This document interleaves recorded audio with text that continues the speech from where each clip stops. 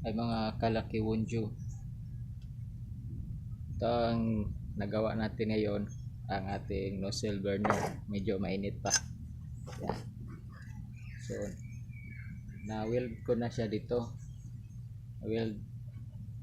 At saka ito, winelding ko rin. Threadable siya para madali lamang siya linisan. So, yan. Medyo mainit pa. Ang next na gagawin natin dito is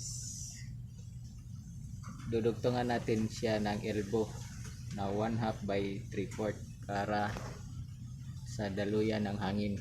So, lalagay natin siya dito sa banda ilalim. Yan. Yan yung magiging itsura niya. Yan.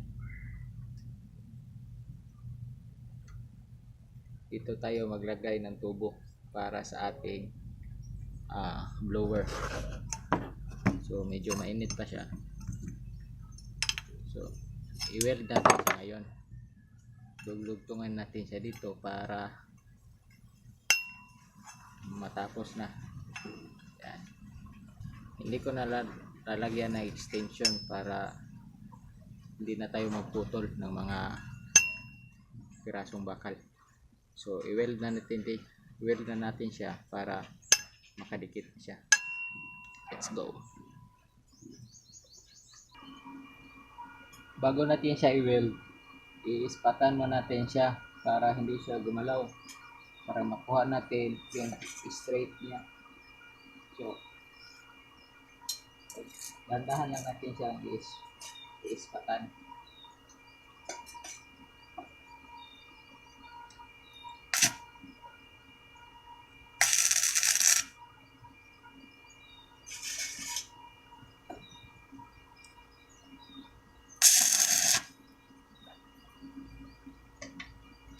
Naispatan na natin, pwede na natin siya i-pull. Dandahan natin siya i-pull para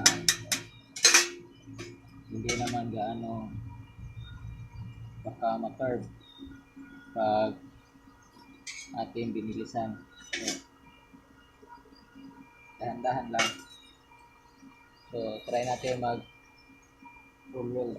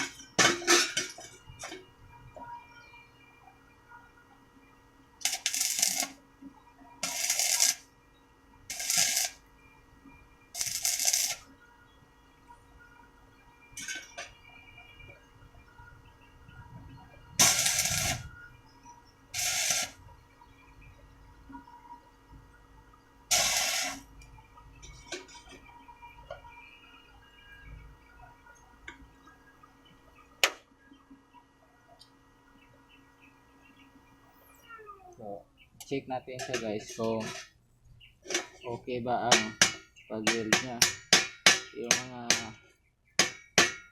may mga medyo hindi masyado na weld na lang natin ng mabuti. Tingnan muna natin.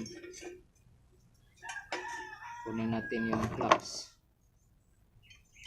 para malaman natin kung saan pwede pang mag-weld.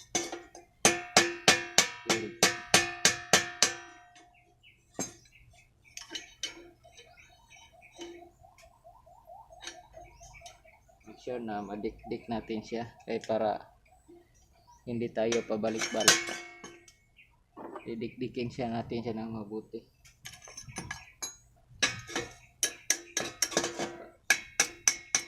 Then malalaman natin kung saan pa ang pwede natin welding.